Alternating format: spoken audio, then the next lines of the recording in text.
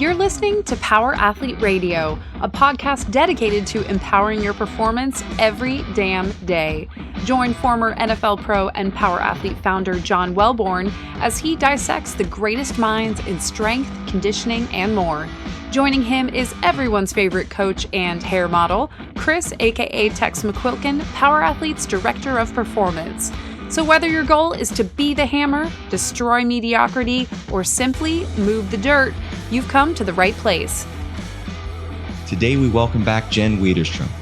Serving others through training is more than a career for Jen. It's a deep passion she'll gladly do for free. Pondering life, training, and self-reflection is just the beginning for this Power Athlete Radio alum.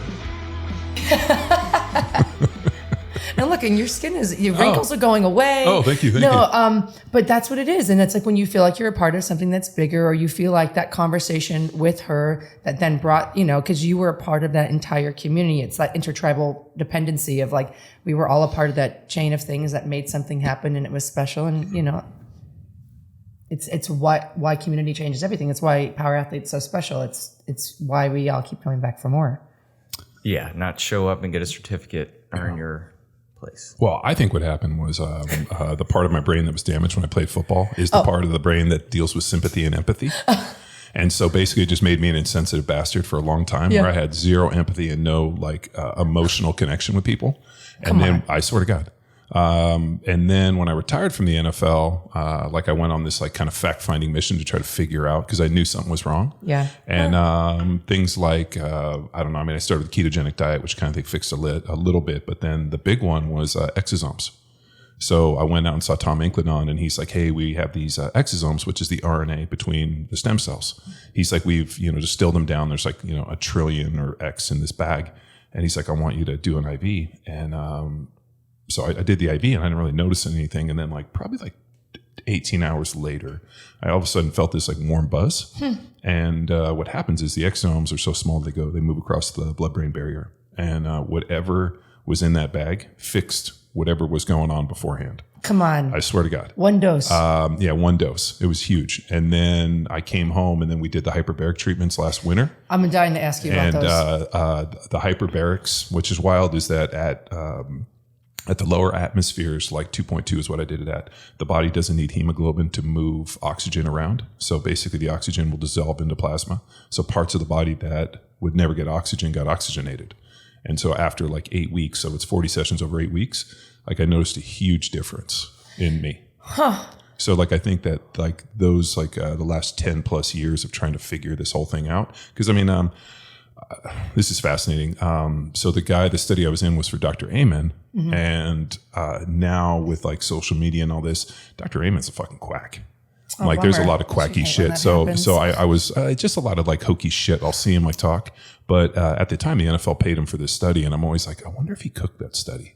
I wonder if that study was legit, because about 3 years after that study, I went to this guy. I met this guy, Dr. Jen, from the Newport Brain Research Center. And he was working with a bunch of SEALs that I knew that came up that were getting their brains done. And I went in and he scanned me and didn't really find what Dr. Amen had found. So there was some interesting stuff, but I definitely know that, maybe there's a detachment, or, maybe you're just in this weird bubble, which forces you to kind of disassociate. Mm-hmm. But I was listening to Aaron Rodgers on Joe Rogan the other day, and Aaron Rodgers was talking about this disconnection, and then he went and did ayahuasca.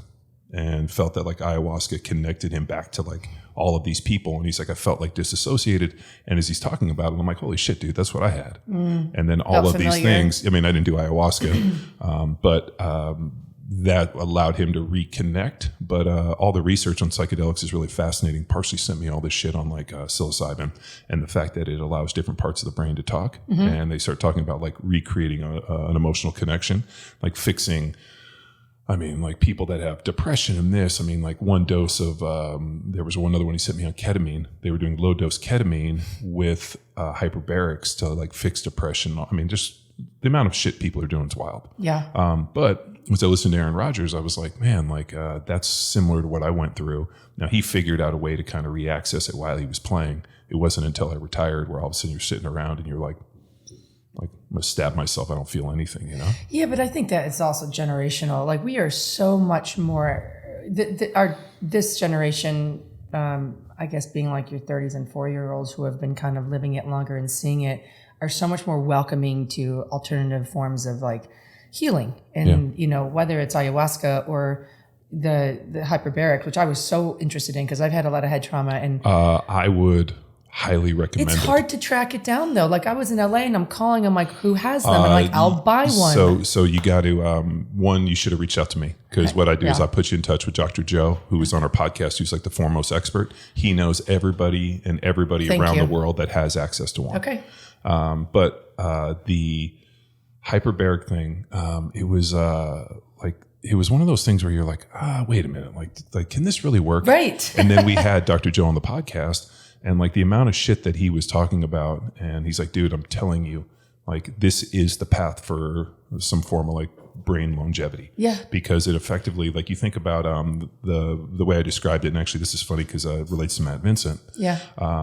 We were talking and he talked about this idea of like things crystallize as you age. And one of them, the way you know that men crystallize, is haircut.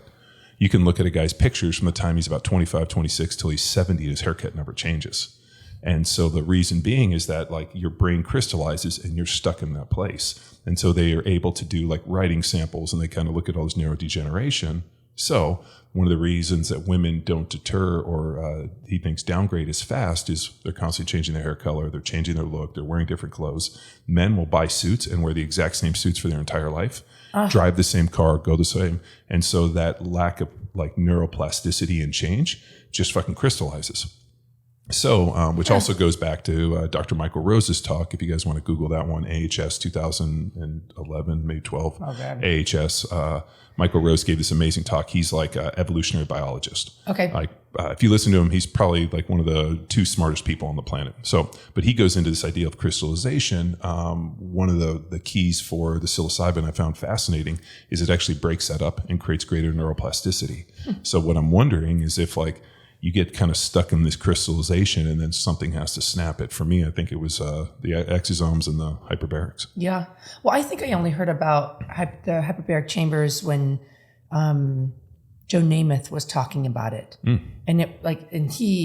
So Joe Namath, the study that they're doing is being run by Dr. Joe. Oh. So he's partnered with the NFL retired players. Okay. And he's doing the research on retired old broken NFL players and some other guys. So that's his research. Well, so that makes sense then. Yeah. And like he had the same kind of reaction you did. He's like, what is this? Is this really going to work? And, especially for that generation, I mean, Joe's got to be in his 70s now. It's got to be later. Or, at least, right? Because, Broadway Joe, what was that, in the 60s? Got to be 60s. Yeah. So he's probably the same age as my parents. So, and it's like, so he was like, it's kind of hokey, but he wasn't feeling one. He's, it's kind of like, if something hurts on your body, you're like, I'll try anything, and then when it comes to your brain, it feels like a little bit more intrusive. You're like, what are you going to do? And how is it going to feel? And I just lay here. And how is that really going to make a difference? It almost, I think, especially our culture, our American culture, we feel like something's got to be hard for it to work, or it's got to be painful. Or you got to notice it the first day. Right. Like you take a painkiller and you instantly feel like numb. Immediately like, those quick solutions. And what he was saying was great. And then also then the evidence that when you started to see parts of his brain light up that hadn't lit up in forever. So when I think about you, like I was laughing when you told your story about crying, which now I regret and I apologize. No, believe me, I'm totally fine with it. But I was like, oh, he really means it. Like it was turned off. But I think that's a reflection of our body as a whole. Like our body, whether you're talking about your brain or your range of motion for your shoulders, we're super adaptable organisms. So like, I tried to get my dad to do like a downward dog, and Norm is 77 almost. And so that didn't happen. And I was like, but Dad, he used to run 5 miles a day. You were a collegiate wrestler. Like he could suplex people. He can't put hands and toes together. And it's so, it's like where babies can put their feet behind their heads, but now like my dad can't. It's like your body just cuts corners on what you're not using. Mm-hmm. And so I guess the question is like, if we get to the root, I know that people talk about how the impact of your heads in football or other sports create that, the issue with some of that desensitization, but do you think it's a mindset as well? 100%. Okay. So there's a couple things like, this is real different. Like I remember when I came home from college, I remember my dad, my entire life was like a handshake, even when I was a little kid. Like, like we didn't get a lot of hugs. Like, but that was like people didn't hug their kids. No. So then like, I remember I came home and my dad went to shake my hand and I went to hug him and he was so uncomfortable. It took, this would have been like 20 plus years of hugging him to even at the end when I hugged him, he still was like, because that wasn't how he was raised. And so with my kids, like every day I give them hugs because I'm like, I didn't get a lot of hugs. You guys get a lot of hugs. Yeah. I don't know if that's good or bad, but that's just how it was raised. It was like, I'm like 6 years old, like shaking your father's hand, like, which seems so fucking weird to me now because I would never do that for my kids. Yeah. But I think maybe that was a little bit of the way we were raised. And then you go play in football where there's this constant like, fucking don't show any emotion. They're asking you to go out there and just fucking try to hurt people. Mm-hmm. So, maybe there's like a protective mechanism of like desensitizing or detachment. Mm-hmm. And then you get into it and you take a bunch of shots to the head. You're around a bunch of other emotionally broken, fucking emotionally retarded. And I don't mean retarded in like a negative way in terms of like people that are disabled, but literally mentally broken, emotionally broken coaches. Which the reason most of them are ex-players or complete psychopaths that figured out that they could go be coaches and somebody would reward them for being psychopaths and weirdos and like emotionally detached. And so you're in this loop. And then all of a sudden one day they like pull the curtain back and like, pull the thing and shoot you out. And you're like, you can't come back. Like you're out of Willy Wonka's chocolate factory and now you got to go to the island of misfit toys and you're gone. And then all of a sudden you're sitting around and you're like, now what do I do? I guess I got to go reinvent myself. And I was real fortunate at the time when CrossFit reached out to me to be able to go do that. But what, it's something fascinating I think about, but then trying to like put these pieces back together and figure out like, who am I without this? And you're on this kind of mission, this self-finding, self-discovery. Mm-hmm. And then, but you're also dealing with, 10 years in the NFL, 5 years in college, 20 plus years of just beating your head into the wall and then wondering why, shit, man, I don't feel anything. Like, it takes a long time to figure that piece out. Yeah. This episode of Power Athlete Radio is powered by Train Heroic, the most immersive strength training app experience on the market. We've built our online training business by partnering with Train Heroic and helping us deliver all of our world-class training programs like Jack Street, Field Strong, and Grindstone. To learn which Power Athlete training program best suits your goals, head to powerathletehq.com/training. And if you're a coach looking to build a business with the best tech and training, go to trainheroic.co/powerathletehq. And now back to the show. Did you have a thought, Tex? Oh, I got a lot of thoughts, but y'all are on a roll. I was like, oh, you're still here? No, I was just like, no. Oh, go for it, yeah. This is the essence in which we do have a lot of conversations about is finding yourself following your athletic career.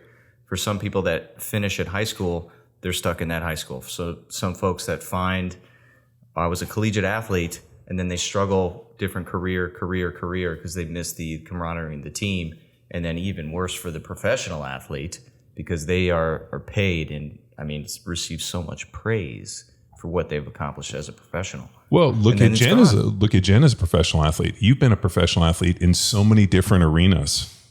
Think about it. American Gladiators, which I remember watching. Do you see what's on my cup right now? My Yeti cup. I had them engrave the Phoenix into my cup for the listener. So for those of you guys that don't know, you can do a quick Google search and look up Jen Widerstrom, Phoenix, American Gladiators, had the red hair. Yeah. Was that really your hair or was that a wig? Oh, that was my hair. They would bleached it white and then they put the pink and red in and yeah, it looks the videos are a little bit of soft porn looking. So I don't know if they're age appropriate for children, but nice. Yeah, Phoenix. Well, and then it was you, Gina Carano, Texas favorite. And then my personal favorite, Mike O'Hearn, was also in there. Don't even say his name in front of me. Oh my God. Oh man. Yeah, no, you're right. We did it, but I almost think about. Was it like another life? Almost like you look back on it and it's like watching a movie where you're like, I can't believe. You know what I'm saying? Like it's kind of like in the NFL stuff when people will send me clips or I'll see something on ESPN. I just watched something recently where I was in it, and you're like looking at it and you're like, holy, like it was a whole different life. It was 5 lives ago. It's a totally different person. I'm like, oh, that's not me. I don't even sound like that anymore. I don't even blink like that anymore. Like I think that's the strange thing is at that moment I was someone that was bartending in Chicago, drinking every dollar I made. You know what I mean? I had a blast. I just don't have a penny to show for it. And to go, and I'd been an American Gladiator for Halloween multiple times. And so to get to do the show was exciting and fun. And it was big and it was loud. It was like one of the number one shows on television, and then it was canceled.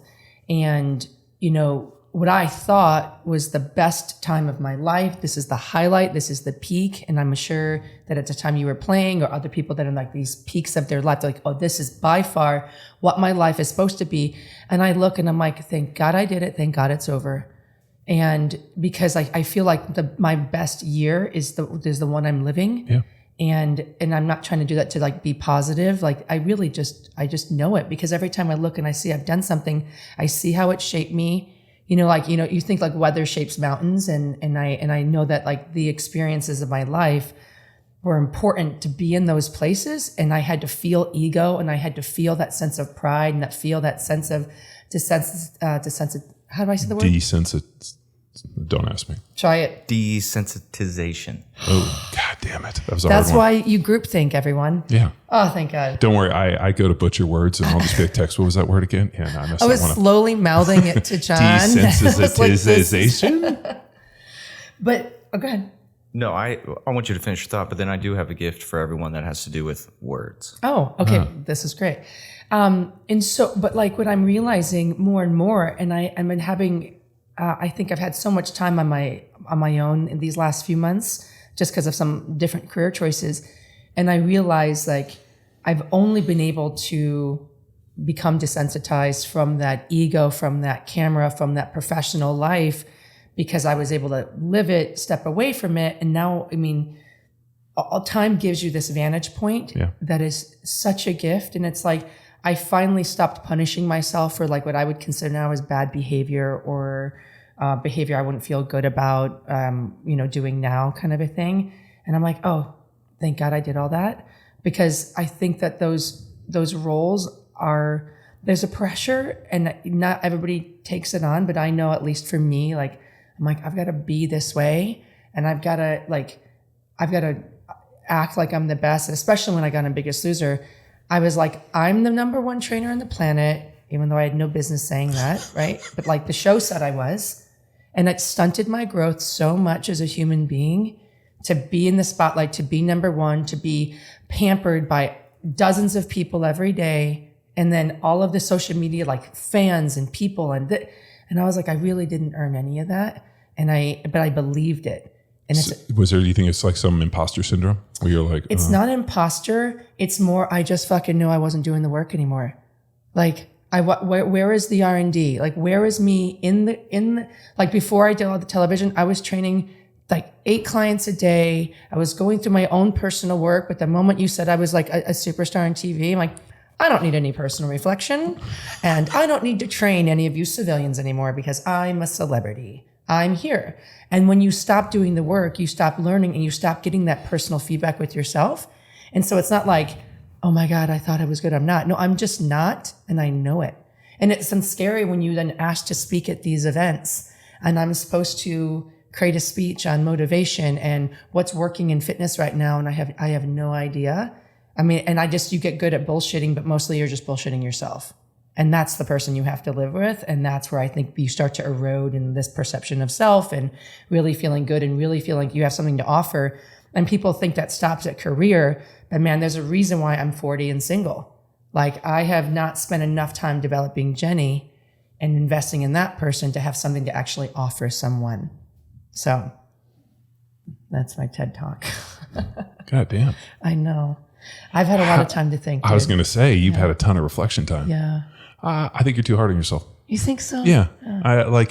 But that's the mark of all really good athletes.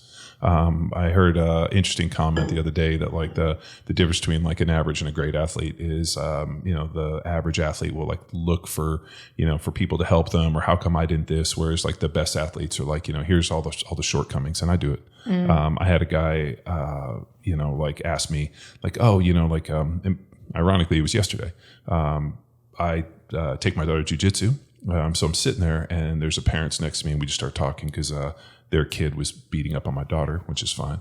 But their kids were, two like twin boys, and my daughter's a twin. So, but the hilarious part is the boys are 12, and she's like a full head taller than them. So they're like, "How old's your daughter?" I'm like, "She's 10." They're like, "Holy shit, our boys are 12."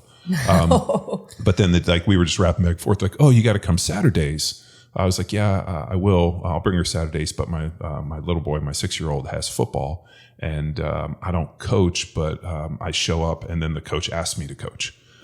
So like I get it. I show up and John, he's like, yeah. So I'll show up and the dude's like, "Hey, can you run the scout defense, or can you help my son, or can you work?" And I'm always like, "Yeah, man, like whatever you need me to do, I'm more than happy to help. Like you're out here, I'm here to support." So I was like, "Well," and he's like, "Do you coach football?" I'm like, "No, but I'll help my son and I help the kids." And he's like, "Did you play football?" And I was like, "Yeah, I did." And then he asked me my name, and then the dude like stands up and he's like, "I fucking knew it. I'm an Eagles fan." And he's like, "I lived in Philly in those years." And the dude like literally is fucking like jumping up and down. And my daughter comes over. He's like, "Dude, do you know who your dad is?" She's like, "Yeah, I fucking know. This guy sucks." She's like, "This guy?" Yeah, this guy. So then he goes through everything, and I realized I don't remember any of the positives. I only remember all the negatives. I remember all the bad plays. I can't remember any, like he was this and this. And I'm like, no, I can just only have a Rolodex of all my failures. And so, but I recently listened to a guy talk about it, and he's like, the great athletes are the ones that are constantly trying to learn from mistakes. So they only focus on those mistakes because the victories have no ability to drive them. So what I'm saying to you to relate it back is, high level performer, you were a thrower in college, you've done all this stuff. And unfortunately, the successes don't necessarily knock the corners off as fast as the failures. So then unfortunately, you're in this situation the same way I am, where like everything's a failure, and that successes don't shape you. So then therefore you don't focus on them. So I have to constantly remind myself, like, don't be so hard on yourself, dude. You're like, you've done good stuff. Like, because if you don't, you get stuck in this loop of like, I'm a piece of shit. Nothing I've ever done has mattered. I suck. This whole thing sucks. I should burn it to the fucking ground. And then all of a sudden you're like, oh, wait a minute. No. And then we have events like the Collective where Brittany comes over and is crying and telling me how I helped her. And I'm thinking to myself, maybe I'm not a fraud. Maybe this imposter syndrome is imaginary. Well, there's an opportunity with journaling. You force yourself to write down what you're grateful for, or a positive note that was a result of said opportunity. There's magic in words, which leads me to my gift for everyone. Oh, nice. And everyone gets a choice. So we are in the throes of Oktoberfest, and we have Widerstrom on the podcast. So I picked these up when we were traveling seminar team, and I want everyone to choose, and I'm going to tell you what each word means. But at Oktoberfest, they have these giant heart cookies with these words in them. Kraft means power. So it's all these German words, and you get to pick what word connects to you. Jen, have you been to Oktoberfest in Munich? Okay, so I am sad to say no. A dear friend of mine, his name's Tyler Wilson. He owns Wurstküche in Los Angeles, and I think you pronounce it like Wurstküche in German. I mean, sausage kitchen. Sure. And he does a mini Oktoberfest there, which is fantastic. And I, by the way, second place in the Stein holding competition last year. Just want to throw it out there. Nice. But he told me, he keeps telling me about Munich, and we were going to go, but during the pandemic, they canceled it 6 months in advance. We would have been there. Yeah, we would have been there. Please don't go without me is what I'm trying to say. We taught a series of seminars in Nuremberg. And piggybacked them off of Oktoberfest. The first couple of years I didn't get a chance to go, and then Tex and we on the second. I went 13, 14, 16, 17. You went 14. Yeah. So unfortunately, not unfortunately. Let me rephrase. So Luke and I are in the truck. We're going to the airport to go to Oktoberfest and go teach a seminar in 2014. Okay. And Luke gets out. I stopped to get gas. He gets out of the truck like nervously to repack his gear. Takes his backpack out. I fill up the truck. We jump in, drive out, and I look back. I'm like, "Where's your backpack?" I do a U-turn, come back. Somebody stole his backpack with his passport in it. So I'm like, "You can't go to Germany. Like, we got no passport." McQuilkin, what are you doing? He's in DC, and he's like, "Nothing, just hanging out this weekend." I'm like, "Go to the working." I was like, "Go to the fucking airport." You didn't ask. Yeah, your plane leaves in 6 hours. An international trip, so I had to sprint home, find some coverage at the high school, and then And then we go to teach a seminar. We go down the first night to Oktoberfest. We went 2 nights, didn't we? celebrated in Nuremberg. Yeah. And then we went to the show. Yeah, then we went to, so after the deal, we go down to Munich, and it was cool. We like go to this, like whether or not you're like a fan of history like I am, but I'd always heard that the Nazi party started in the beer halls of Munich. Oh. So we go to the square in Munich where I'd seen, Hitler and these guys walk and him give his speeches. So we go into one of the beer halls and you look up on the wall and you can see where they chiseled out like the swastika. Yeah, it's fucking crazy. Total body chills. So we sit down and you're like in the middle of this, ugly, fucking the ugliest time in history, but you're still in these historical moments. History. Yeah. I mean, good or bad, it's still our history. And so we're drinking beers. We get this huge plate of like sausage and all this other crap. Then we go out and we walk to the parade grounds where also the Nazis had all their big parades. Yes. And they've set up these huge tents that are like cover football fields. Yeah. So we walk in. And they're all painted. There's like 7 polka bands. So we walk in and Chris is like, where are we going? I'm like, just give us a second, dude. We'll figure it out. And we look over. We see a dude smash a glass and these guys fight. I'm like, there are guys. Yeah. And so we walk over and it turned out they were a bunch of American and Canadians that were playing hockey in Europe. And we went over, befriended them, and then ended up working our way into like a table. Which is, by the way, huge. Like if you don't, I've never been, I've done the research. To get a seat at a table as a novice is just not accepted or possible. So the fact that you guys got a seat. Do you know how we did it? Wow. So as we walk over, the gal comes over and wants to give, obviously the beers. Sure. So I did the Rodney Dangerfield from Back to School where I tipped her and I was like, hey, here's the tip. Whenever you see these things empty, just bring me one. I'll give you more money. Great. I was the only person to tip her that day. So the minute that all of a sudden they started kicking people out to like reset the tables, she's like, I have seats for you. Yeah. Oh. And so we tipped the beer lady and tip your servers, guys. And then we fucking especially in Europe. We smashed it. Yeah. So what we have here are pins that represent the heart cookies I was describing with some words on there. I'm ready. And then you have to pick which one you want to go for there. She just grabbed one. I'm going to go with instinct. I'll go with Oh, well, this is awesome. Okay. So I'll lead off with mine. I got gluten on mine, and if you're watching on YouTube, does it mean gluten? It is a giant cookie pin. You're so lucky. I'm an easy laugh. That was bad. So mine represents goddess. That's the German you were hoping it was for goddess. Okay. I'm Zucke Maus. Sugar mouse. Come on. Yeah, for real. Mine's Obacht. Watch out. Watch out. So they sell these little vendors all over the place, and then I would go up and essentially I would use these to try to flirt with German girls. So I was like, and they were speaking broken English. I was speaking only English. Yes. And I need words that mean like cute, flirt, and these are what they gave me. That is fucking genius. Casanova. The one thing we fucked up on when we got there, we were obviously just wearing normal clothes. Yeah. Everybody's in traditional like lederhosen and the outfits. And we were like, it's not a big deal. And then we show up and we were like the only ones not in traditional garb. If we go, we got to get the outfits. The only ones. Well, we were one of the only ones. No.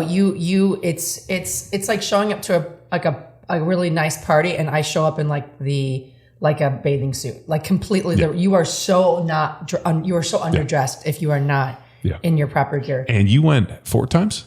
4. I have a whole survival guide. The 5th is when we're gonna have success. That was my next question because there is a survival system. My buddy's like, you got to make friends at the coffee shop as well. He's like, you need coffee. There's a roller coaster nearby. He's like, once a day you need to get on the roller coaster, reset. Yeah, because he's like his first trip he literally was passed out on the table. Twice I've once with John, once on my own had to pay for a cab ride. Yeah.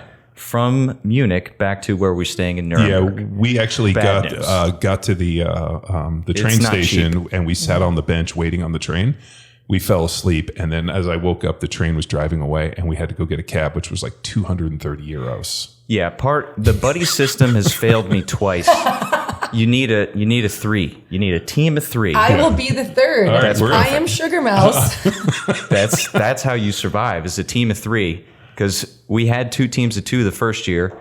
I was teamed up with Bo, and Luke had Stevie, if you remember him. Stevie Ord. Stevie and Luke lost each other. Bo and I were surviving, and then I said, I think I see Luke, and I walked away, and that was it. And you never saw him again? All 4 of us woke up in different parts of the country. Yeah. So the beers It's bad. are like easily 40 ounce. They're like And more alcohol. They up the alcohol. yeah, they're like 7 to 8, 9% alcohol. Oh God, And they're that's- easily 40 ounces. Like they bring them, and like first of all, the arms on these girls, they come out with like 27 of these things in each hand. which is like Yeah, just it's unreal. speaks to the raw strength in Germany. I'm very happy to have German blood. Yeah, And- it was it to this day it might have been one of the most fun times we've had. Like the Yeah. polka music, and then we heard a rumor that Arnold Schwarzenegger was there, so I think we tried to find him, and I don't know why. just him and, about right. him and a plate of schnitzel, probably. I was like, if Arnie's here, we need a picture. Food is key. Part of the survival guide is that you have an opportunity for chicken, pretzels, or there's a charcuterie board. I love charcuterie. So on the charcuterie board is best. radish. Radish. So you need a team. This is why you need 1, 2, 3. You need 2 chickens and charcuterie because radish helps your liver digest alcohol. I just have a visual of John like just pulling full radishes out of the ground. It's like there's like Yeah, we got these in our pockets. We Yeah. got radishes now. Oh, bring your own radishes, just and then you get 3 eating- chickens. That's even better. Dude, the one of my favorite moments was good health tip though. all of a sudden the Germans are like singing and like dancing and having a good time, and this lady jumps up on the table and she's like chugs the beer and literally falls on her back off the table, Yeah. right? Legs in the air, skirt over her head. She wasn't wearing any underwear. And Was that a positive? no, it wasn't. And bummer. the look on all the little kids' faces at the table was like, because so people bring their kids, and what they'll do is they like the kids drink the beer foam. They'll like knock the beer foam off, and the kids will lick it off of like a knife or a spoon. So the kids are like having beer foam, and so all these little kids and mom goes off the back of the table, shit faced, legs up, dress over the head, no underwear, and we're like, oh, and the look on the kids' faces was priceless. And you know what? People helped her up, dusted her off, and she went back to drinking. It's like a badge of honor though. Like she's doing it. Yeah. Like I mean. Well, I mean, the fact that parents are this fucked up with their kids, like, was really pretty funny. Like, I was like, man, these, yeah. So I was, But it goes back to community. Like people know, like even though you ended up in different parts of the country than your cohorts. But you I'm know, happy for the stories. Like the reality is like everybody goes. It's like that tribal dependency. Like everyone knows that like kids are important. Stay close to the mother hen, even if she's falling over with her skirt up. Right? Like it's kind of a fun community thing. But there's thousands of people. yeah. Yeah. Oh, a million. There's Yeah, a lot. it's. I mean, the tents. The one we went to wasn't Hofbrau, Lowenbrau. It was. It might have been Lion. Yeah, It's the lion. It's blue. Yeah, it was. Which is Hofbrau, I think. Is it? Yeah. And then what we was were there. cool was they had all these like huge Clydesdales. I just remember like they had these massive Clydesdales sure. pulling beer wagons, and these horses were like 22 hand, 24 hand, just these massive horses. Where I was like, where did they find these things? So like the biggest like draft horses I've ever seen, sure. and like this really bitch and like all this cool saddlery and everything was polished. And I remember, It's culture. Oh, keep going. yeah, keep no, going. no, But it's just culture. It's just brilliant. Like there's so much history there, and I think that's what makes it so fun and so so exciting to engage in. Like I don't know that we have anything that deep here. Like I mean, we think we have 4th of July and Thanksgiving. well, what is America? What are we? What is America? Yeah, how old's the Liberty Bell? 250? Well, like 1976. 76. So now you're like just shy of 250 years. Yeah, I mean, but we are truly the melting pot. Like our traditions are based on everybody else's. I was talking with a friend, and we were talking about like what's American cuisine, and I was like, is it just barbecue? And I was like, because I was going to say fast food. Well, barbecue is technically German. That started here in Texas. So Germans, Texas. Barbacoa. Yeah, that's also South America, and then there's also huge South African, like the What about the, brie. Okay, what But about I- a burger? Is that American? Well, I mean, who was it? Was it the Earl of Hamburger? Was the guy that they credit with the hamburger? Okay, so that's what I'm saying. So like that's why we are all craving like a deeper cultural experience, and that's probably Freedom fries. oh my god. We got that going. What's a freedom fry? Well, something happened and we removed the term French because it's weak. And now we That's right. just That's right. We eat don't- freedom fries. Oh yeah. That's our. Yeah, it makes total sense. Yeah, but that's why we like it because we have all that. I mean, like I don't know about your Christmases, but we sing a few Christmas carols and like there's family recipes, but they're all from Sweden or Sure. or Germany or So it's kind of like Well, I mean, yeah. I mean, what is American? That's a really interesting thing. that's I mean, we you know. just put sauce on things apparently. And I thought fast food, but like, no, because Taco Bell, that's still Mexican food. Yeah, In-N-Out Burger, but then those are burgers. Those are burgers. That would be American Something we food. don't have to figure out in this podcast, but just No, it's, a fun project. Donuts? When did the donuts start? I would give that's a pastry. I mean, Well, a kolache, that's also German. That's a big Texas thing. You know what kolaches are? no, but I love that word. I drive by them all the time and I see kolache signs. Huh? The donut was invented by an American. How's it great? Woo-hoo-hoo. All right, we got... And I brought donuts today. How American was that? Kolaches are essentially a donut with meat inside. So, Like a meat pie. yes. So it's a runza. Thank you, Nebraska. Yeah. Or like, was it Australia? We had meat pies in Australia. Mince meat pie? Maybe That's Jamaican. Actually, that's Jamaican cuisine as well. Hey, what are your favorite words? Kolache might be my new favorite one. Favorite? That's a good question. I personally like writing. I write kind of I meant, like, cursive. the sound. I know, but Okay. the J's. I like J. Ooh. The lowercase J for a cursive is my favorite. It's your favorite letter, but is there a word like Calvin and Hobbes? His favorite word was smock. Smock is a great word. Do you know what my favorite word, I think, is? Now you bring it up. From Marvin the Martian. Okay. I didn't hear the kaboom. I love the word kaboom. Kaboom. Kaboom. Great. Yeah. Like I always imagine like you hit something, it's like kaboom, or something blows up and it's kaboom. Yeah. Shenanigans? Shenanigans. But our Ludicrous. shenanigans These are are fun. ludicrous. Let's go back to your journaling because I feel like you've brought it up more than once now. And the fact that your favorite word is actually a lowercase letter is, Like journal. it just so talks about your personality. Well, what's interesting is she's a J and I'm a J. And one of the things you learn when your first name is a J, because there's a million ways to do uppercase J's Yes. in cursive. So like when I was a kid, I had like 20 different ways to do J's for my first name. And now I just print the J and then I do the rest cursive. But like working with my daughter, who's also Jamie, trying to teach her all the different J's. And she's like, oh, this feels like it's too much. I'll just pick No, the one. J's are great. When did you start journaling? Ooh. I mean, college. Because then you had the opportunity. I was a sophomore captain of my team, Okay. which caused conflict. And I get the opportunity to find my voice and speak. But then, of course, there's always people that are upset that are older than you. So, I don't know, start writing thoughts down so then I could practice what I was going to say before I say it. Because otherwise you trip up and then you have potential of, you know, some snarky senior that's butthurt that he's on the bench. That then, okay, so I have the opportunity to craft a message. It's got to be succinct. It's got to be tight because I have a limited window. I mean, every practice, of course, captains get everybody going before the warm-up lap, and then we close it down. So those were infinite number of opportunities for me to practice and find a voice, but I knew I needed reps, just the nature of my team at that time. So sophomore in college. So it started as a way to for you to verbally communicate more pointedly, but Yeah. it's carried with you. Why? Same reason? Yeah. And I mean, John's known me for a number of years. Yeah. So working on communicating and expressing myself. The amount of growth you've done in the last 4 or 5 years since since you came to work full time here for Power Athlete in Texas when we moved, your growth, you went from being who I thought you were like a fucking deaf mute, like you didn't say shit to me because I think you thought that anytime we had a conversation I was going to yell at you about something, which is probably pretty accurate. Sounds about right. Yeah. But the interaction, we would have to, hey, we travel and meet and connect for 1, 2, 3, 4 days. Yeah. And then it's, I'll see you next time. See you on the road. Yeah. Or the podcast, but the podcast, was awful. Yeah, our original podcast was like just a bunch of dudes huddled around a mic and with like literally like the guest on speakerphone trying to get it on the mic. So like we laugh about like, oh, now we have a video guy and we cut and we have like a studio and this. It was really bad in the beginning. Yeah, but it's pure. But I think that was the standard. And we didn't know any better. And then all of a sudden everybody upped it. So now people start podcasts and they have like studios. And I'm like, wow, so fancy. Yeah. You came out the gate so nice. Yeah. Like I went to Jeff Gonzalez's first podcast and he had a podcast room. He had a dude that was, I was like, wow, so good. Yeah, but it doesn't matter how fancy it is if you got nothing to say. And I mean, that's why Power Athlete's been so fun to listen to, because if I called in and speaker, people still listen. Doesn't matter. Yeah.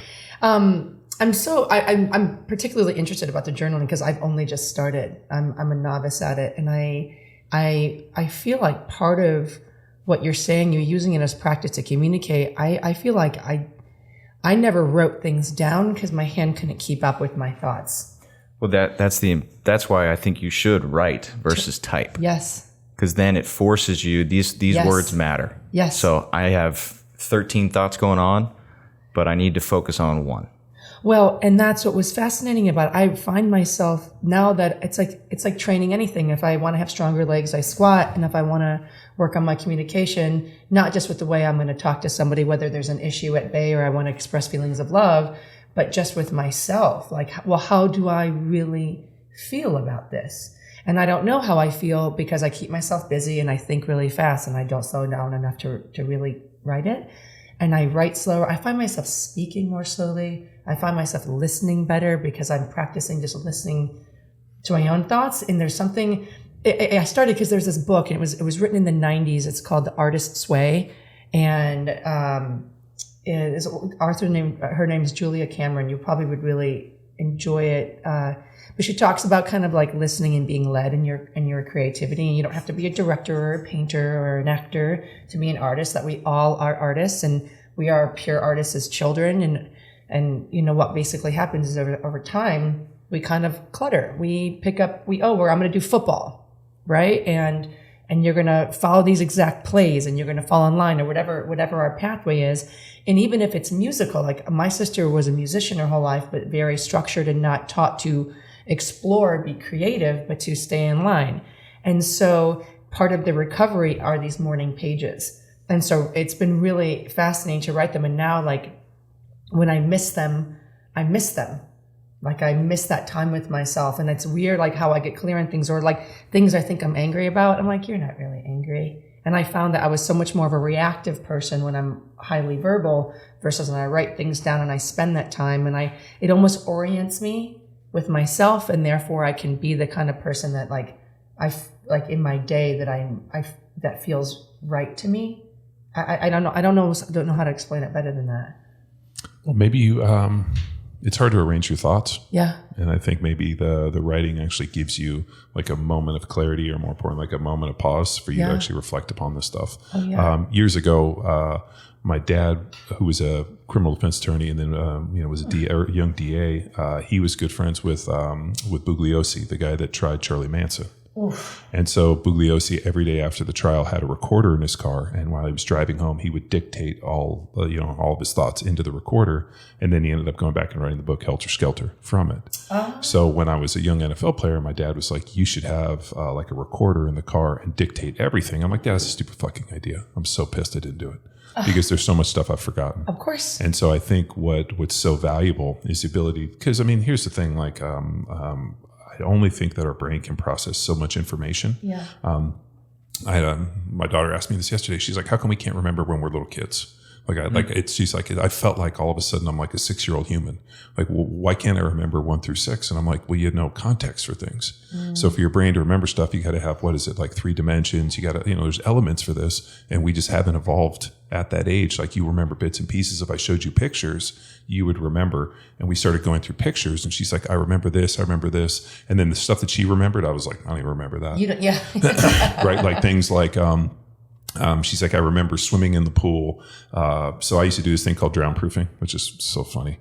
But my kids used to swim in the pool when they were little, and then I would swim underneath them and just pull their legs and like pull them under, and then they'd have to fight to the top. Totally. And she's like, I remember swimming in the pool, like nervous that like a shark was going to get us. Like, why would I think that? And I explained it to her. I was like, I was the shark and I was pulling you under. And she's like, oh, that makes more sense. Yeah. So I think what happens is that we don't have context, we can't arrange. And then you think you go over 30, 40 years of all these different places and here and, and all these different stuff. And I think you need something to not only like arrange your thoughts, but almost like a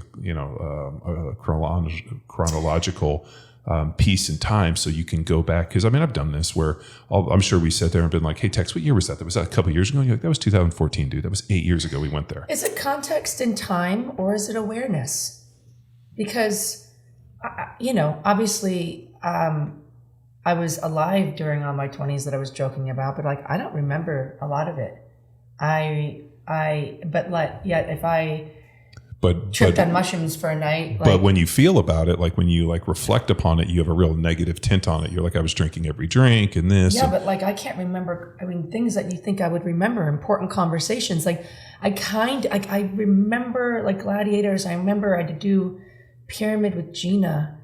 And I kind of remember stepping up there, and I kind of remember looking at her, but I don't really remember. Like, I remember talking to Hulk Hogan, but I don't remember much. And I start to think, like, I just don't think I was a very aware being. I don't think my brain, like, I'm awake. I'm obviously living. How old were you? It's 20.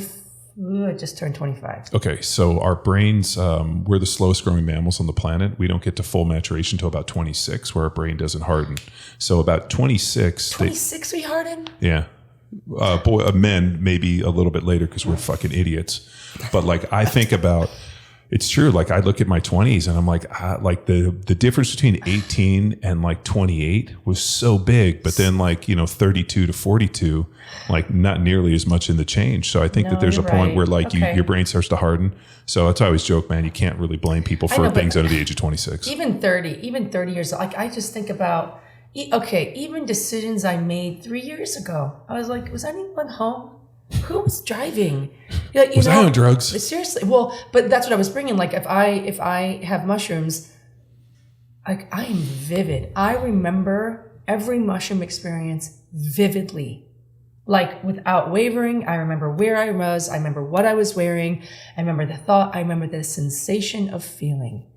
And yet I can't remember, stuff that was earlier that day.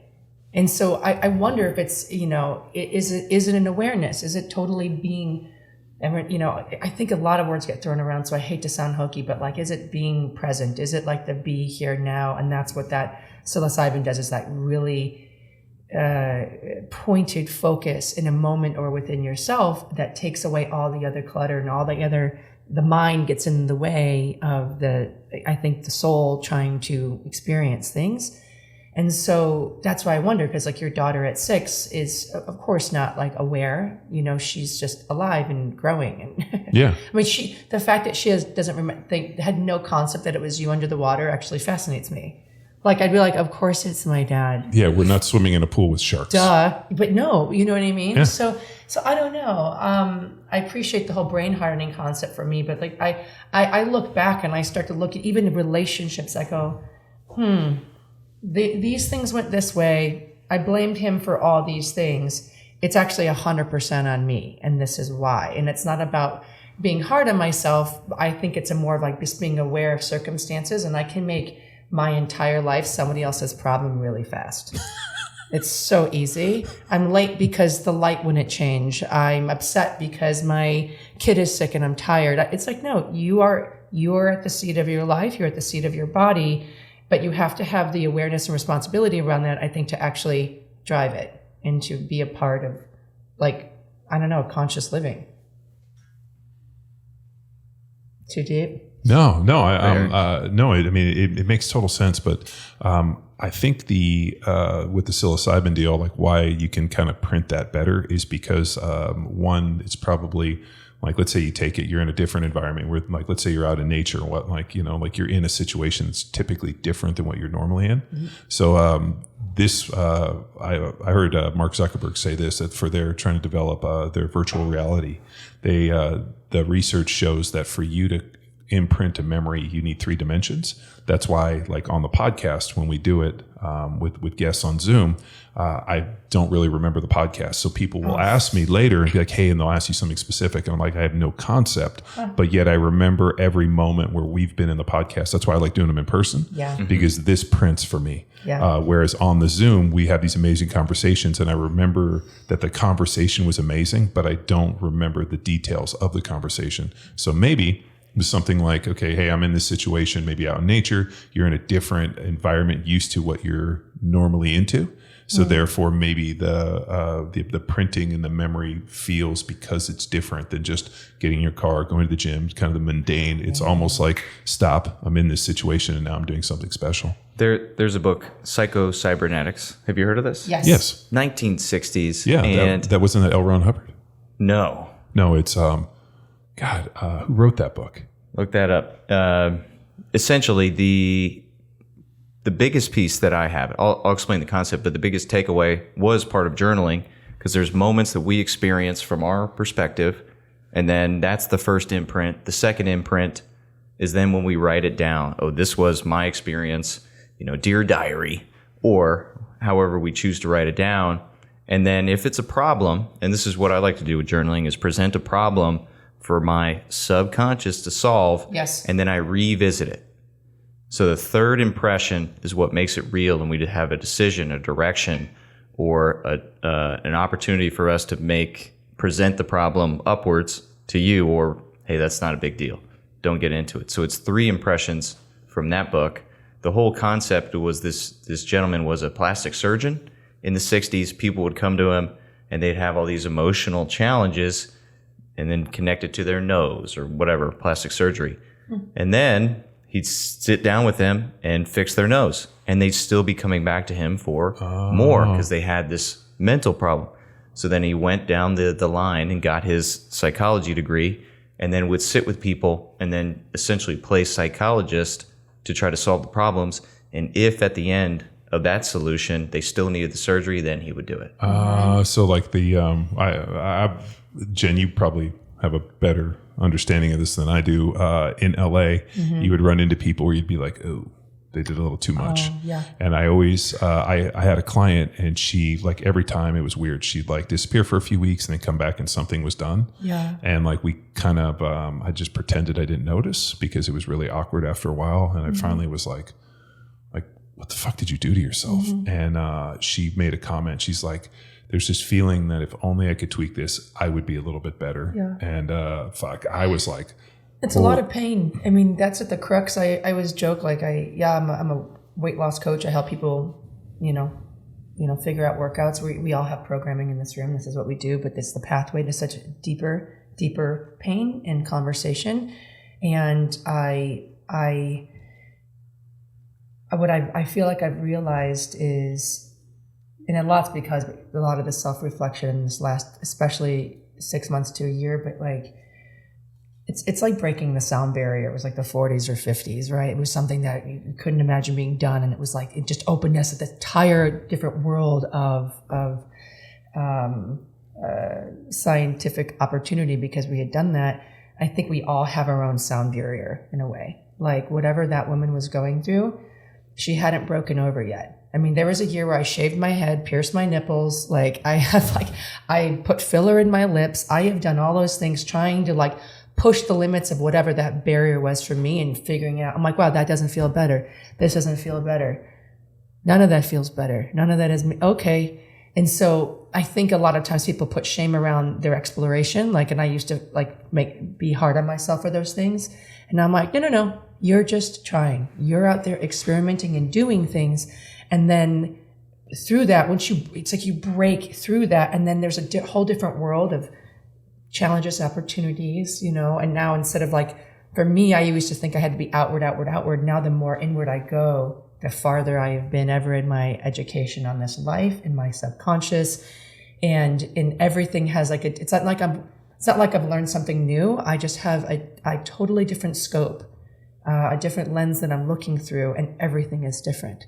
So it's really fun. And I just feel like the sound barrier thing's funny because then it's like, well, then what was the next thing we did? And what's the next thing? And that's our human evolution. And so when it comes to what we're doing with programming and fitness and health, I'm trying to help people find their own barrier, break through, and then they graduate to the next. And whether they stay with me or they, maybe they do your third monkey program or something that's wild and totally outside their comfort zone, they're still pushing that and they're learning and they're exploring. And I think that working out is the perfect vehicle and tool for deeper conversations, because it's like with that journaling that you talk about, Tex, it's time with yourself.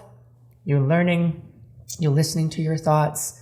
How many times in a workout you're like, I don't need to do the next round. I don't need to do the next rep. I actually am going to do it. Okay, I'll do it. Why would you say you weren't going to do it? I'm just going to do it. And that, you know what I mean? And that there is a dialogue that is happening that's private to you. And by the end, whatever you've accomplished, whether you've quit or not, you still learned something. It is a win-win because you did.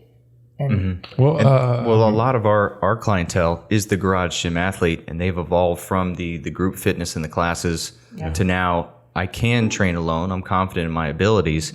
And it's the opportunity. They connect with their kids. We see plenty of videos with kids running around in the background, and movement becomes a part of the family rather than I am escaping to the gym.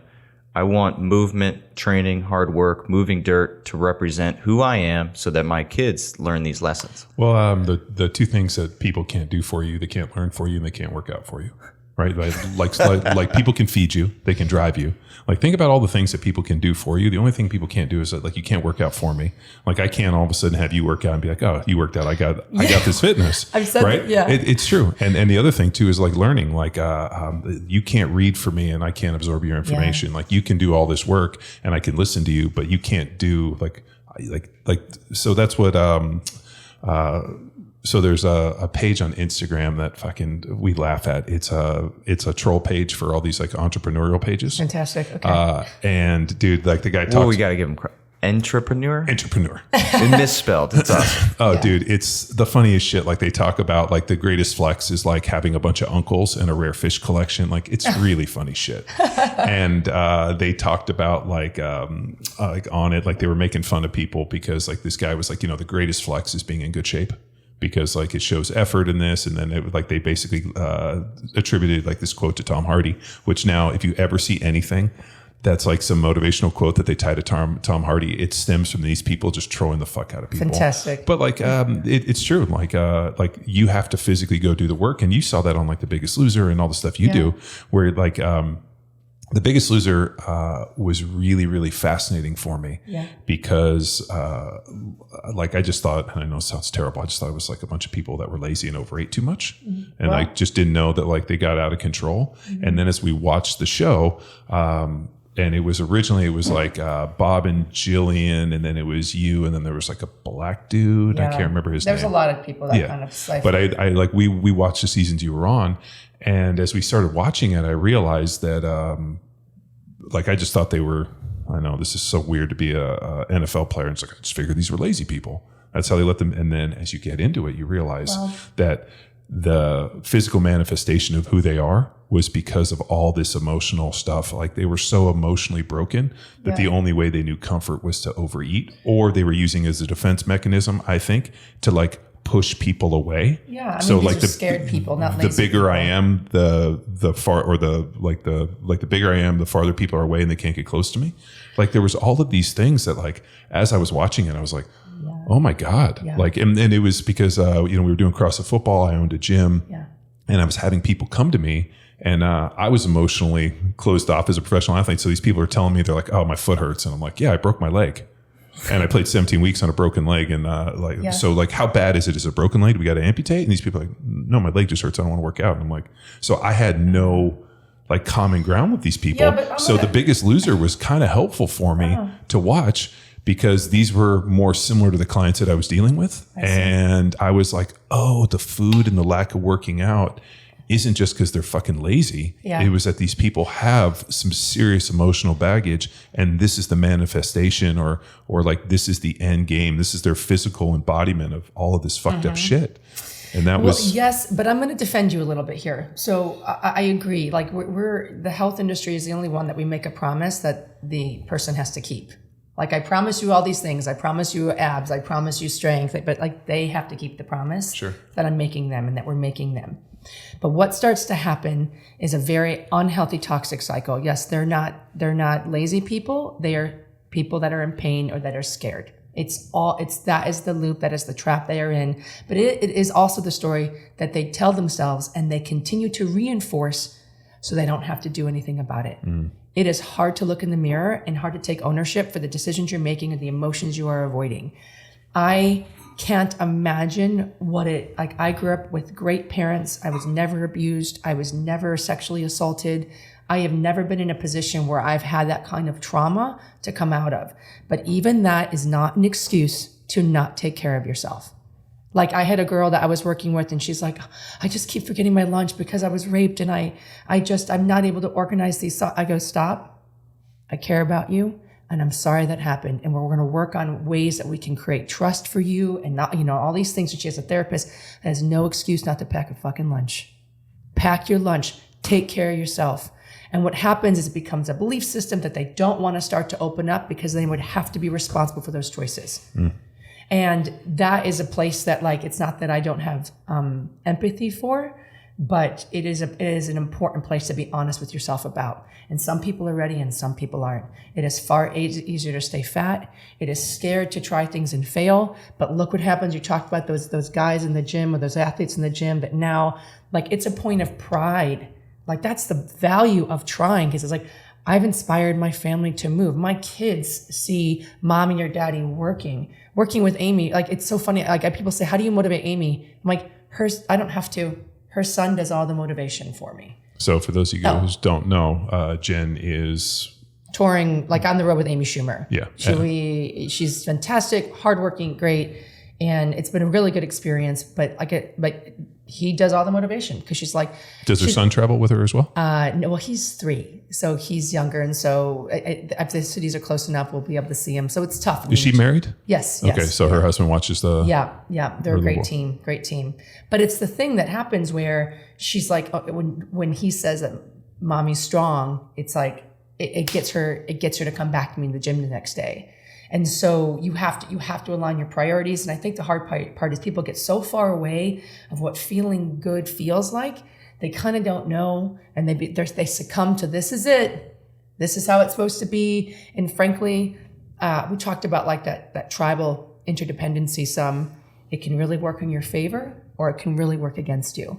There are families that want you to stay fat and unhappy. There are families and friends that are like, oh, John, you're getting a salad today? Okay.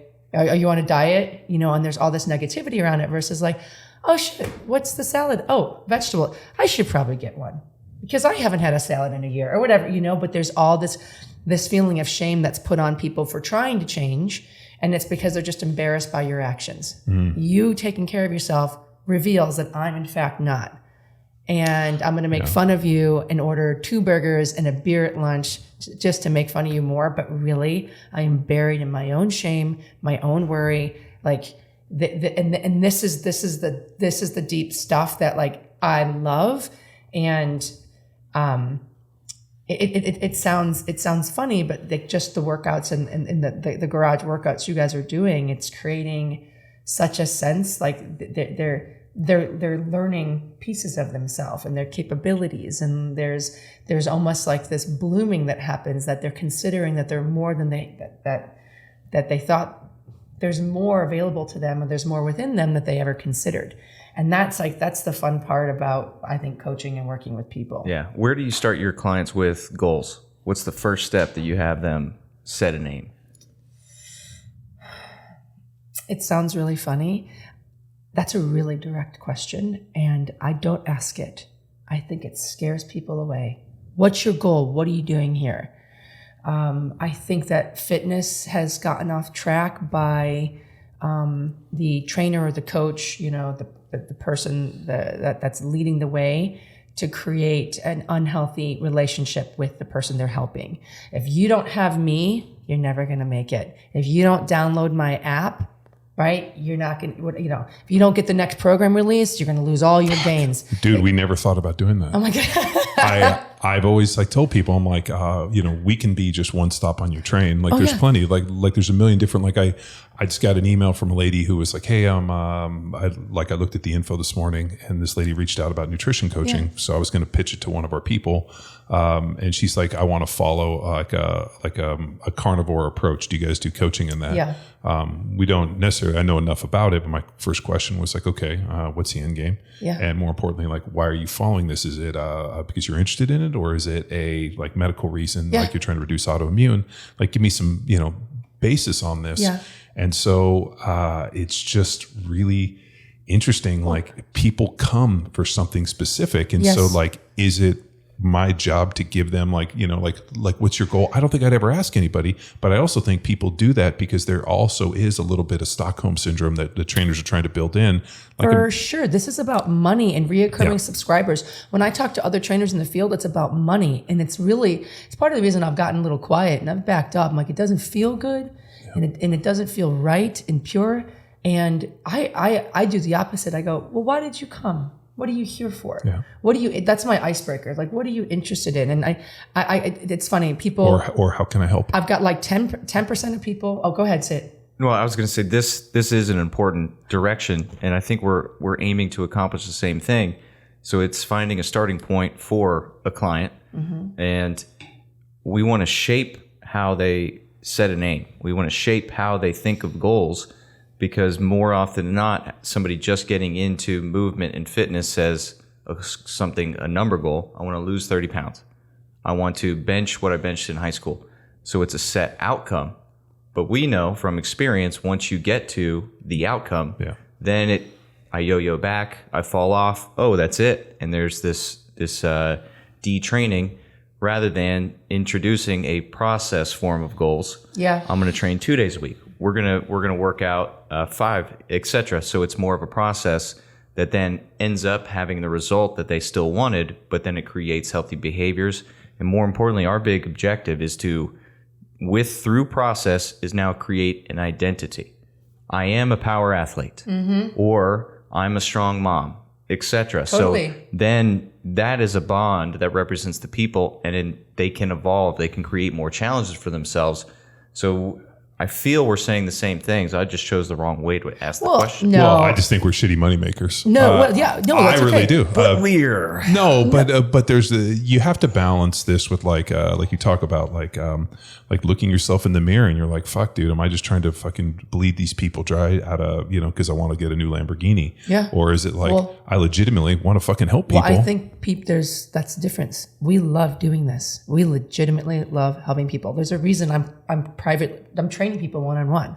Like if I love it, and even if I wasn't paid, I'd still be doing it. It's like, that's the difference. And I think that it's really a funny full circle that we're saying this, because you're talking about like, okay, yeah, you hit the goal, but they're still not satisfied. What's going on? Everybody in my group has hit their goal. Everyone's hitting it. They're on their way. The weight loss is the easy part. But I've got a woman in my group now that she wrote a children's book, and I have another woman that had a really hard time embracing her body, and she did nude photos for herself. And I have a man that's very quiet, very, very shy, barely would turn a screen on in the lectures I give, to turning a screen on to talking. And I was like, yo, buddy, what's happening in you? He's like, I took a sales class. And he's like, not in sales, but it was like talking techniques. And now, because of that, now he's reached out to me. He's going to do a triathlon. I've hooked him up with a triathlon coach, because that's out of my, and I'm like, we're growing people and we're helping them find their identities. And that's what Tech said. And that's what it's about. Yeah. And why, earlier, this is the full circle. You talked about like, I only remember the negatives and all the great things you've done in your life, John. You're like, it's not a big deal, or what.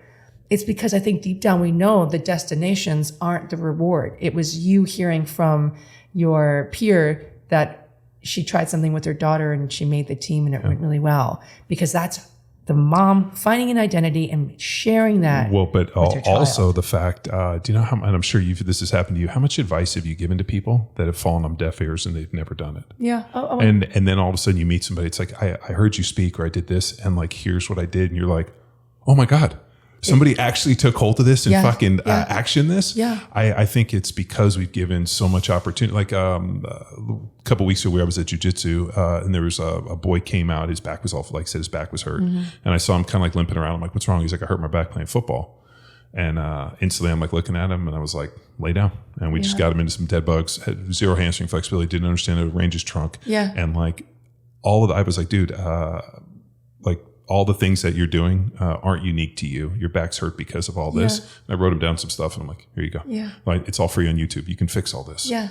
And like, and then my daughter's like, what are you doing? I'm like, kid's hurt. And those who have the ability to make a change have a responsibility to make the change. And that's that personal responsibility thing. You're like, I can fix this for you. It's just easy just to sit there and fuck around on my phone and ignore it. But like, I can't do that for anybody. No, but what's cool is by constantly giving, regardless of outcome, even if 1 out of 100 takes the piece of paper from you, does the exercises, what's cool is you've started a path for them. And there is a baton that is passed through, like it's like this ancestry of support. Yeah. Like, I've had people help me, I continue to help, and those people will continue to help others. And you don't have to have the coach on your jacket to be that person to help. Sure. I just thought of my favorite word, and you nailed it.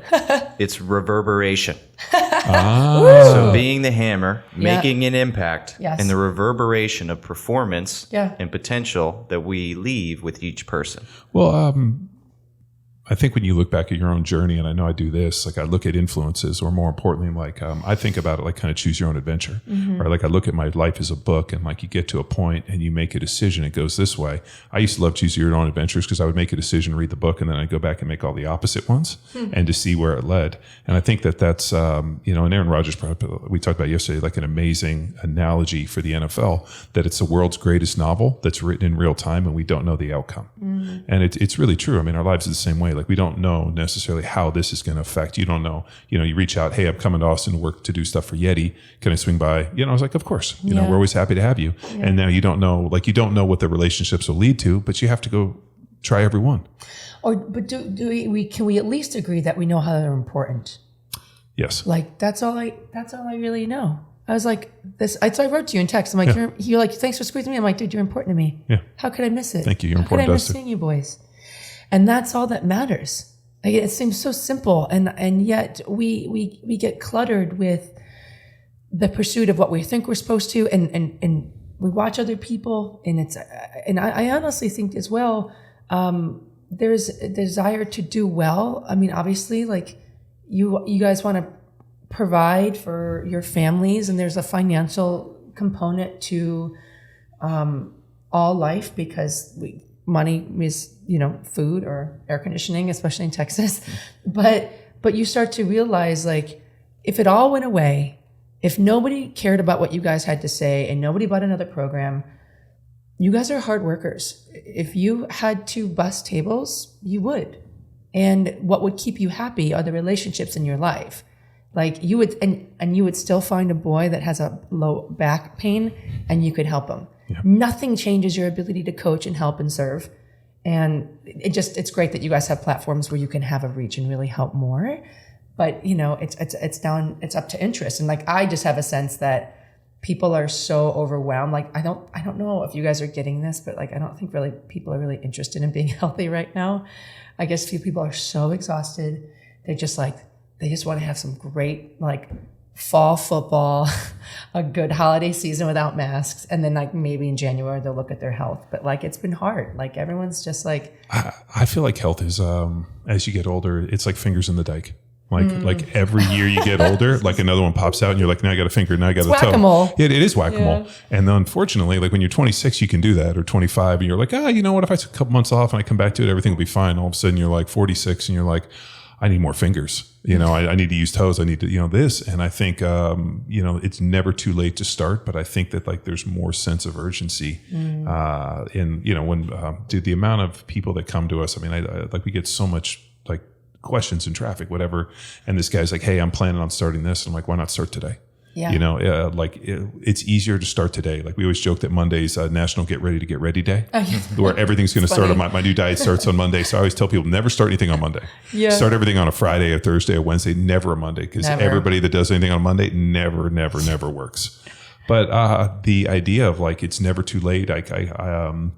I saw a guy who never lifted weights, 57 years old, gets into it, and like by like 63, 64 had like, accomplished this. And he's like, I never worked out. Like it was never too late. And I think that's a good feeling where people are like, it's too late to start. I'm like, it's never too late. But going back to the patterns, we talked about the crystallization. Yeah, the crystallization. Right? We get like our thoughts get damp in the thought of like it's not the body's ability to do it. That's what's so provocative to me. Your body doesn't want to carry an extra 100 pounds. Your body does want to move. Your brain literally, like if you look at a scan of a brain after 20 minutes of just walking, it's like a Christmas tree. Yeah. Your body wants it. It's why you've gotten into a place where you think that you can't or it can't.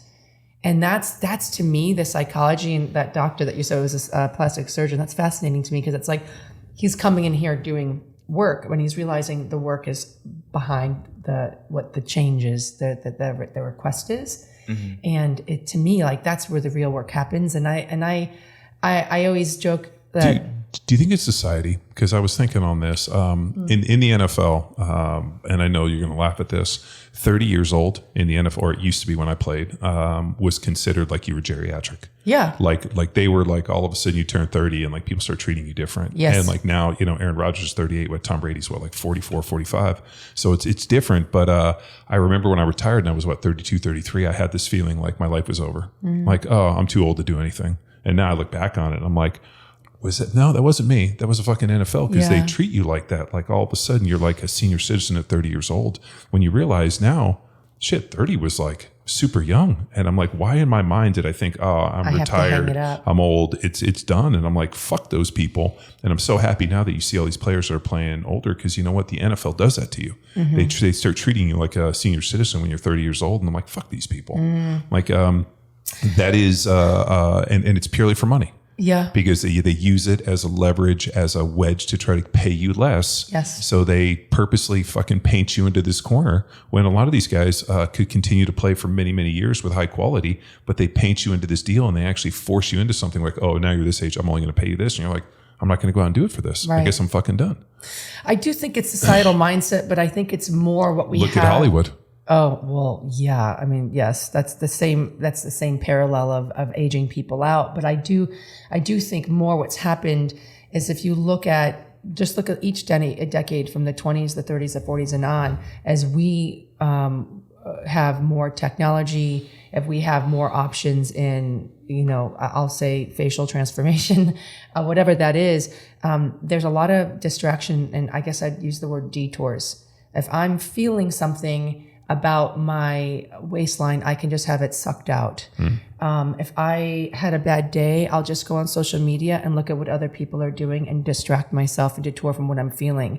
There is the opportunity to just sit and, let your days start and end with the sun and the moon are gone. They're not gone, actually. They're available to everyone, actually, when you think about it. Yeah, it comes up every day. But we run away from what we're feeling, versus I think there was a time where we had to sit in it and feel it. And so now I think people I have a large number of parents that have come to me asking me to talk to their young girls, because you're either putting on a lot of weight, or they say that they want to be boys, that they're like, I'm a boy. I want to take the medicine. When you have these young children that are being bullied at school, and they think a big change will make a big difference. And I've had a girl that I worked with who thought she was a boy, and I'm all for the trans community, but it was really, when I talked to her and it came down to it, she just was being bullied and thought it was easier to be a boy than to be the girl. And I was like, if you're a girl, it's okay to be a girl. And it's like me getting a haircut in junior high is now kids having gender role changes. It's becoming a fad and a something to be, or I'm going to be non-binary. It's becoming this thing to do. And it's a really big deal at that time of, I think, development, and emotionally, and it can be confusing. I was bullied like everybody else on this planet. Like, it's hard to find your way and find friendship and find self. And you see these kids going to social media, going to, a gender dispute within themselves, trying to orient and do anything but sit in what they're really feeling, find the support, strengthen from the trial, and then move forward. So is it community mindset? Yeah, but I think there's just so much access to diverting feeling, or to, it's almost, it's like disassociation. Yes, I really think so. I really do. Well, we're not designed for this. Like, we're designed for somewhere about 150 actual social inputs and outputs. Dunbar's number. Yeah, Dunbar's number.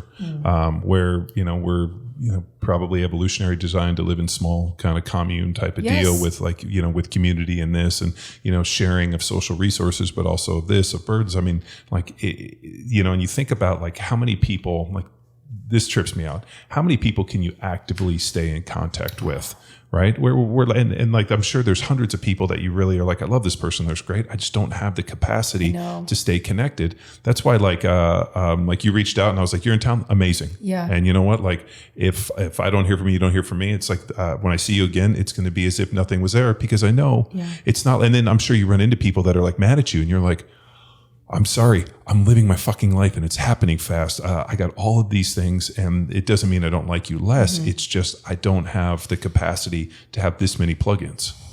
And to do it well. Yeah. I mean that and I think that is the what is that saying, like the edge of the sword that you have to kind of like walk. It's like, I love that I can FaceTime Kelly Starrett, and I haven't seen that man in years, and we are closer than ever, and I love him and his wife, and like I feel like he's a brother to me, and he's right there. And technology lets me. He just was here 2 weeks ago. Oh, of course, And so when Kelly brought his daughter, he brought their kids out because his daughter Georgia was looking at UT. So they came and hung out with us. And then Kelly came out for the collective. Same thing. I mean, I slept on his couch when I had my knee surgery when in San Francisco. Totally. So we've been friends for years. Right. Same thing. And like he even came out and it was like no time had passed. Yeah. And it's like, but it's also, but then but if I post them in the city because I'm traveling with Amy so much, I have gotten some really mean texts. Like, I'm shocked that you would be here. And I remember, I remember I had to check, like, I had to think of the name, be like, who is this person? And I'm not trying to be mean, but I have met a lot of people in my day, and it's beautiful to work with a lot of people and exchange, but like to really do it and really do it well. What are those plugins? It's not that there's anything missing from you or you're a bad person and you're not an important person for me not to talk to you, but it's like, if I'm going to be honorable to what feels right for me, you just have to, you bring the circle in just a little bit, and it's okay. And I think that's the thing. A lot of times there's the social pressure to do all these things. And it's like, I have actually found like I'm quite an introvert, because that's where I recharge, and I need a lot of time by myself. And I have lived the majority of my life being very outward, very with a demand on my time. And I would go to New York and have like a coffee, a workout here, quick lunch, another workout there, just to hit all the stops. And I realized, this is it. I'm miserable, and I didn't know it, but I was trying to please everyone. And I also think it's that's a detour in itself, like getting attention. Like, it feels really good to feel important and take a picture with an Instagram friend, but like so unfulfilling. Like, this conversation will fuel me for a month minimum. You know what I mean? And I'll be good. Amazing. Yeah. It's I'm in the same boat. Yeah. Where like how much, you made a good point of like how much, what's the quality at which you give? And you're like, I don't want to half-ass things. Mm-hmm. So then therefore, like if somebody comes to town or whatever and they don't reach out, like I'm not mad at anybody because I know everybody's so fucking busy. And then if they do, amazing. We're gonna have an amazing time. And I thank them for the opportunity, or more importantly, the friendship and whatever. And it's like, we'll connect again. Mm-hmm. And, it doesn't make me think any less, but I'm sure you're in the same deal where people reach out and you're like, fuck, dude, like I'm one person and I got a ton of shit to do. Oh, yeah. But it also goes back to even what we're talking about businesses. I don't have I've got like maybe 100 people in my private training group. I love it. It's small. Everyone's like, you got to do volume. You got to make it $9.99 a month. You got to get more people in there. I'm like, I know everybody by first and last name. I know what they want. I do now know their goals, because they've shared them with me. I love it. And the only way the group grows is like, it's all word of mouth. And sometimes I'll run like little challenges, or I'll do like one post and say, hey, we're starting a new training block. It's a month for free if you guys want to jump in and check it out. And no pressure, no building. It's not about the money. It's about the outcome of those relationships. And like, to me, it feels so fun. And it's my R&D as a trainer. I'm like, what's going on in their lives? What's feeling right? What, like, even like I swear we'd be best friends if she didn't live in Ohio. She's like, Widerstrom, my arms are getting like a little wobbly here. I go, am I not doing enough arm stuff in the programming? She's like, listen, we're doing rows, we're doing that. So I called the program like Arms Week for Andrea. You know what I mean? Nice. But like, that was feedback that I needed. And like, it's a blind spot for me. I wasn't doing a lot of arms, and frankly, why? And this is like so egocentric, because I've got great arms. Like, I don't need to work my arms because it's DNA. Thank you, mom and dad. And I was like, I didn't see that, because I do all the programming with my team. Mm-hmm. But I also see what's emotionally going on and what they're feeling. And so a lot of what's going on in them it fuels my direction for what I'm writing or what I'm working on. And that's real. And if literally the membership pays for all the stuff I put into it. So I make $0, and it's one of the best things I've ever done. By the way, bad at making money. Yeah, I Some know. people are farming money. I do not. Man, like you were talking about, I learned early on I was an introvert, but I also realized as a guy, as an introvert, you don't get invited to any cool parties. So like you gotta pretend to be an extrovert, or you just don't get invited anywhere.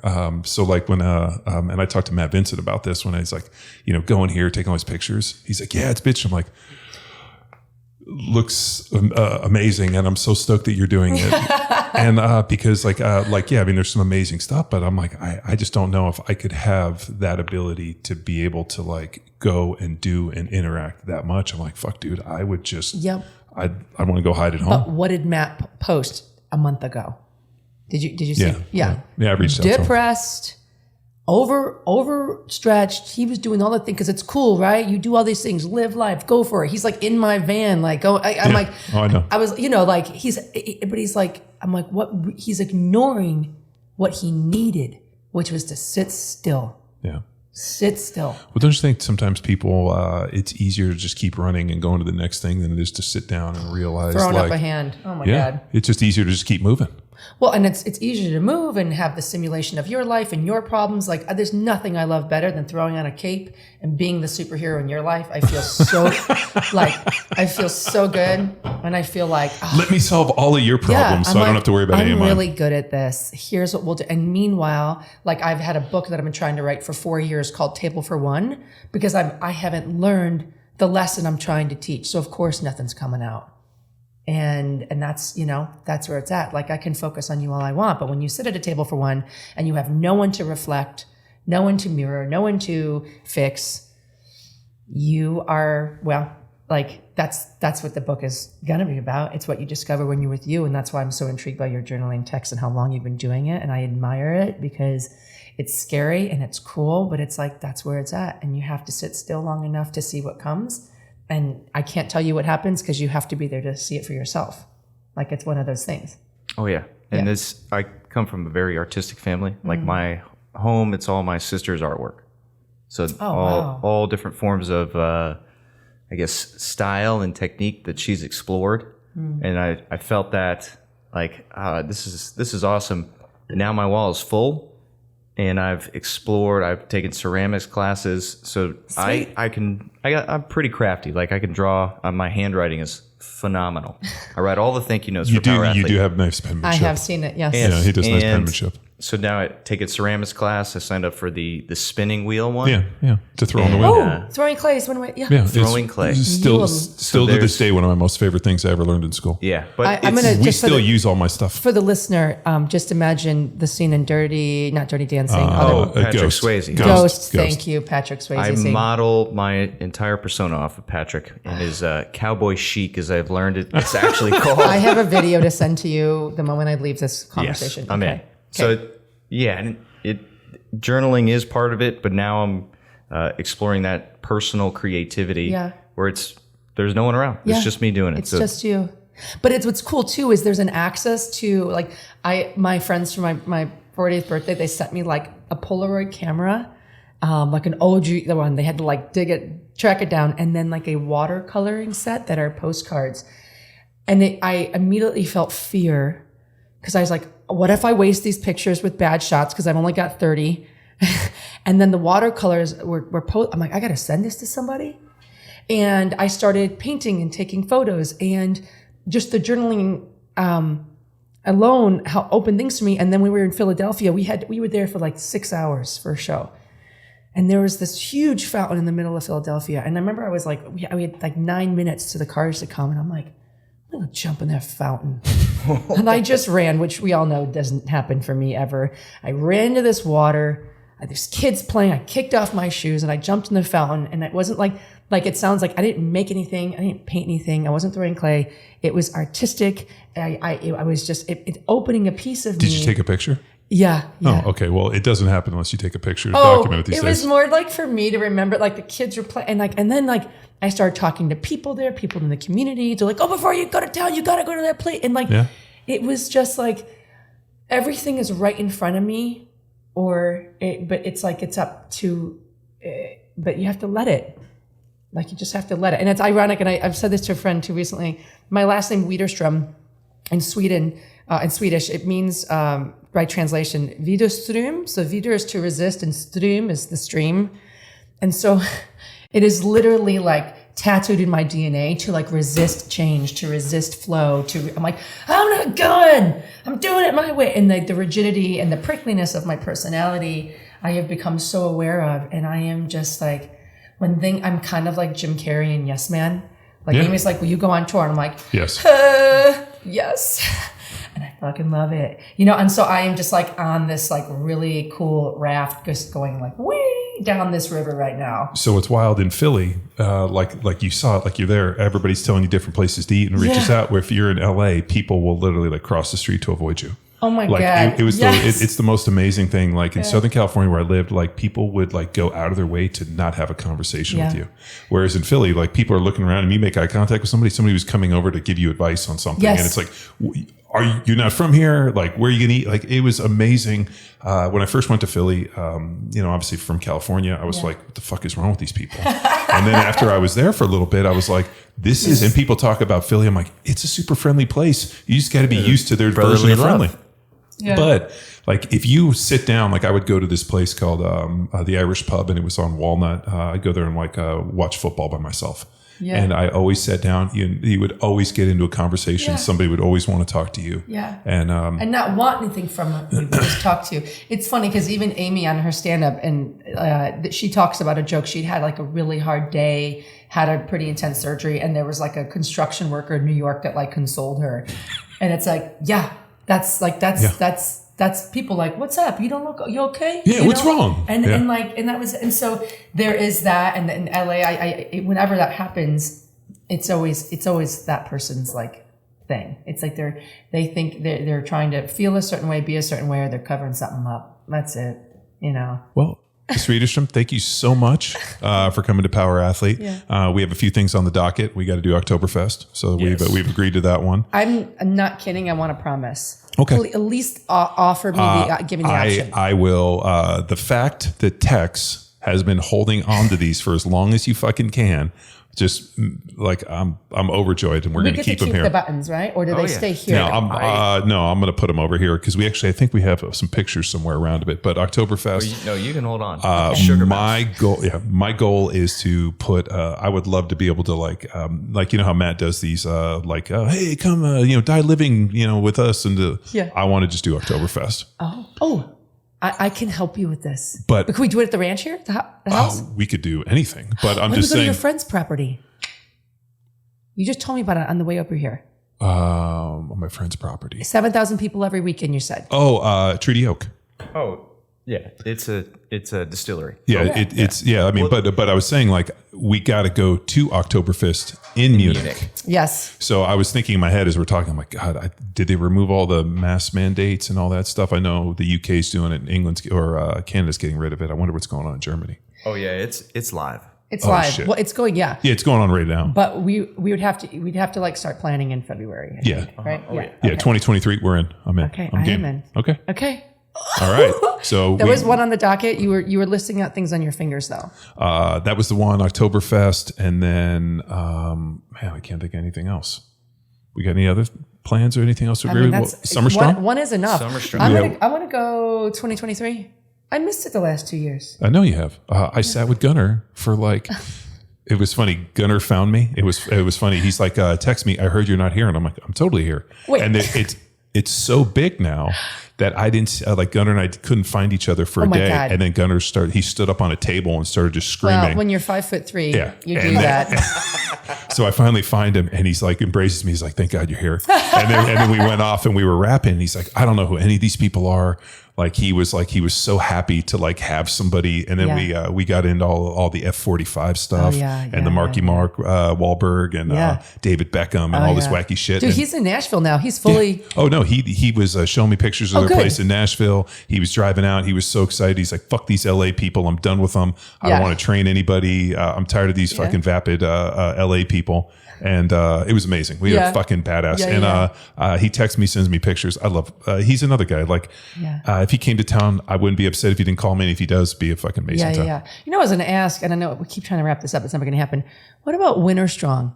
that's when you and I actually, this is actually a really funny story. Winter Strong is great. It's like the hunting, fishing, outdoors of Summer Strong.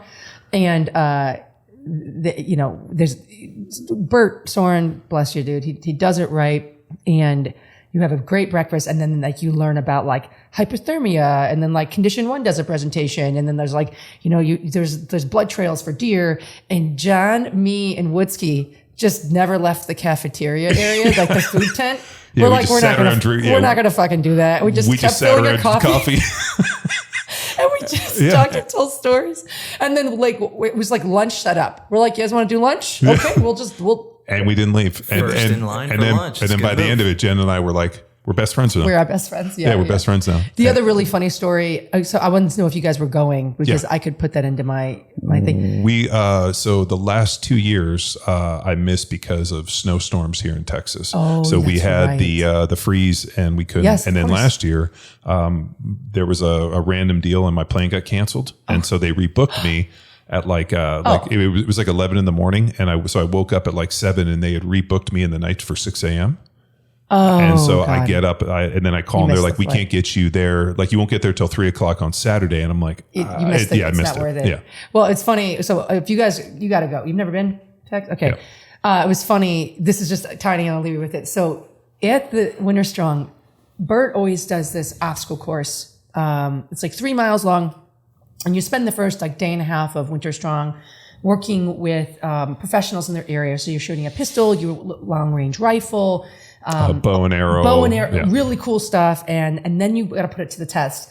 And Bert does it where he's like, if you're an archer, raise your hand. And he lines up 8 people, including himself. And he goes, okay, pick teams. And it was like gym class, where like you're like, okay, Jimmy's on my team. And you're just sitting and sitting. So I'm standing next to Pat Ivy, who's as big as you, John.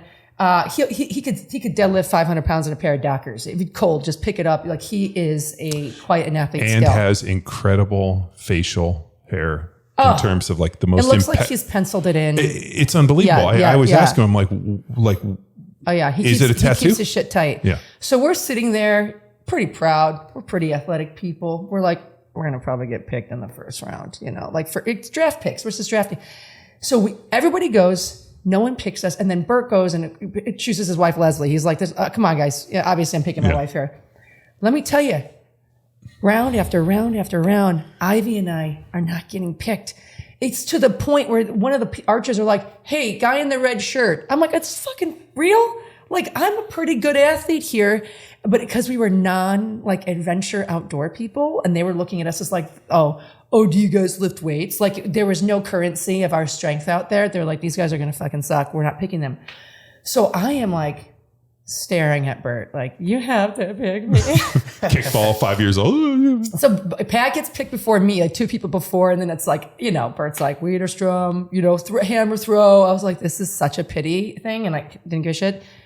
Let me just tell you, we won. Bert's team won, and a lot was because his archery was like, he's real good. There's no mistakes, right? Yeah. And then anyway, but it was just so funny because Pat and I were just total like puffed chest, like, so we're gonna crush this, and then nobody picked us. I'd have Bert pick me. Anyway, fun stuff. See you at Winter Strong. Sounds good. Look forward to it. All right. Well, thanks for tuning in to another episode of Power Athlete Radio. Bye.